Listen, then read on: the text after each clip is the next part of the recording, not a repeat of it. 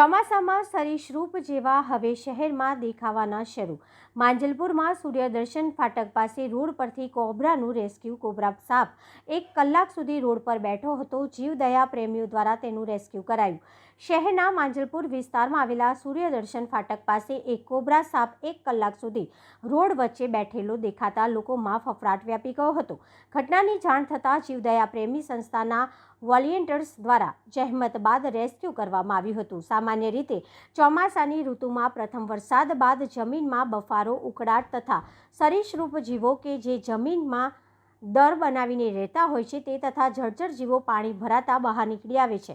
શહેર વચ્ચેથી પસાર થતી વિશ્વામિત્રી નદીમાંથી ચોમાસાની સિઝનમાં મગર તો બીજી તરફ ઝેરી તથા બિનઝેરી પ્રકારના સાપ, કોબ્રા, વીંછી, મોનિટર લિઝાર્ડ જેવા જીવો રહેણાંક વિસ્તારમાં આવી ચડતા હોય છે। ત્યારે ગુરુવારે રાત્રે શહેરના માંજલપુર વિસ્તારમાં આવેલા સૂર્યદર્શન ફાટક પાસે રોડની વચ્ચે એક ઝેરી કોબ્રા બેસી જતા અહીંથી પસાર થતા લોકોમાં ફફડાટ વ્યાપી ગયો હતો।